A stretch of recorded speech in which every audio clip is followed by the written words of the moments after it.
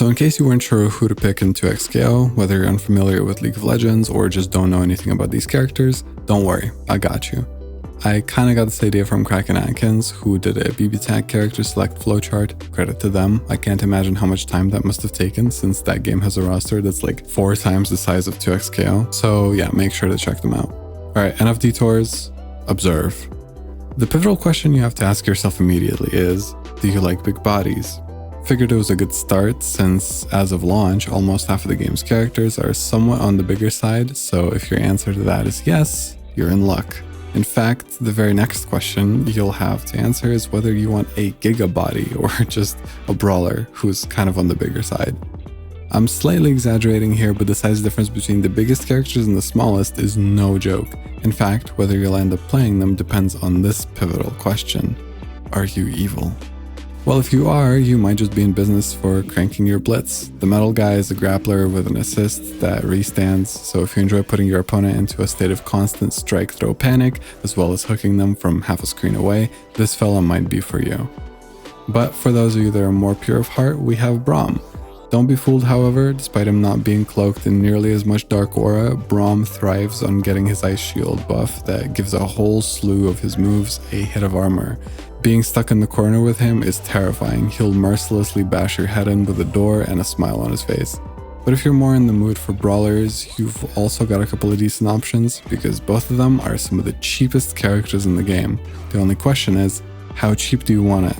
Whoa, okay. I recorded that part before a certain someone came to the game, so forgive me for the interruption, but there's actually 3 almost big bodies, but not quite, in the game now. In fact, Warwick barely feels like a big body at all, despite his size. Now, if you're the type of person to enjoy playing Warwick, you already probably looked at him and decided that you want to play him anyway, but I'll give you the gist. They actually translated his kind of character fantasy into gameplay really well, so that you're always chasing the opponent down. He doesn't get really good Oki, but he does play pretty well in neutral and has some really interesting stuff that he can mix you with. So for example, from this flip, he can wall cling or do certain follow-ups. A lot of them are plus on block or just don't have a lot of recovery.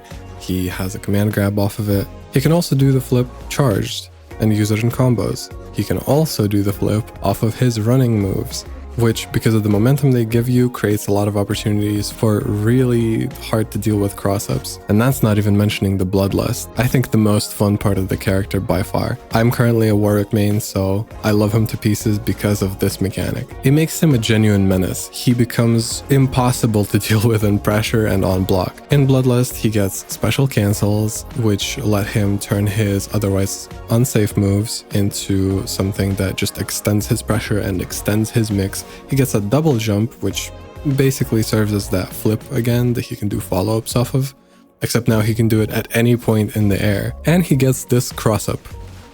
Did you block that? No, I know you didn't. No one does. I have not encountered. I think so far in my games with Warwick, there was one person that blocked it, and I think they did it by accident. I sincerely doubt that anybody's blocking this. So yeah, if you don't mind giving up your Oki for building up your bloodlust and kind of entering this berserker mode that allows you a lot more different options and gives you more speed and stuff like that, then definitely pick Warwick. Okay, back to the other 2, because both of them are some of the cheapest characters in the game. The only question is, how cheap do you want it? If you want something pretty cheap, go for Alawi. She can control space on the screen with her projectile destroying special, her tentacles that are capable of strike throw, and other moves that more or less reach full screen, but that's not even the most important thing. By far the most important part is that when she does get a hit, she can route into a combo with plenty of corner carry, and she can end it with her super too, putting you in the corner to get touched by all her big tentacles. There is no escape. And if you're asking what could be cheaper than that, well, Darius. With big normals, a far-reaching sweep that he can combo off of, some of the easiest beginner combos in the game that still do a lot of damage, a bleed mechanic that ensures your opponent dies even if they block. If the person you're playing against hasn't learned how to parry well, you can just spam his hook and go into either an overhead that leads into a full combo or a throw that leads into a super. His S2 is similarly crazy, and if you're worried about the second hit of it being parried, because It's kind of predictable. Simply bait the parry. You don't have to do the follow-up. Wait for them to whiff it and go in to quickly and easily delete their entire health bar. As of release, Darius is the #1 scrub killer, with maybe only Blitzcrank coming anywhere close. But what if you don't like big bodies? Another split in the road for you, my friend. Do you want to fill the screen with random shit? If you'd like to forego the movement speed smaller characters typically offer in favor of controlling space through annoying bullshit, your choice is either Jinx or Teemo. How to pick which? Depends on how annoying you want to be. Jinx can spam a lot of projectiles and rockets, but her zoning isn't too terrible and you can parry a lot of it, meaning she has to be a bit careful with it still, not to just donate you meter. Her traps at play is sometimes difficult to actualize unless you're well covered or if you condition your opponent into approaching much more carefully than they should. Once she does get a hit, she often gets to convert into full combos, sometimes even from full screen. So despite being a zoner, she can actually be pretty menacing up close as long as she's on offense. But as annoying as dealing with her zoning can be, nothing comes close to this devil. Listen, I don't think I need to explain much about Teemo. Everyone knows he exists to make anyone that plays against him mad. He's rage bait personified. He's small, he turns invisible, he shoots poison darts or tiny pebbles at you. Honestly, this isn't even as much about the gameplay as it is just about him being a little shit. You can tell that this creature enjoys every single second of your misery, okay? You don't need gameplay tips. Play him if you like doing that sort of thing. You sicko. Okay. How about if you're not into all the traps and whatnot? I will need you to search deep in your soul to find your path. Give me a resolute, definitive answer to this one inquiry. Weeb? If yes, we've got a couple of Ionian champions that might fit your taste in the form of a samurai and a kitsune, so to know which one to actually pick, all you need to know is which side of the E-couple you're on. Are you the E-girl? Are you the E-boy? That kind of thing.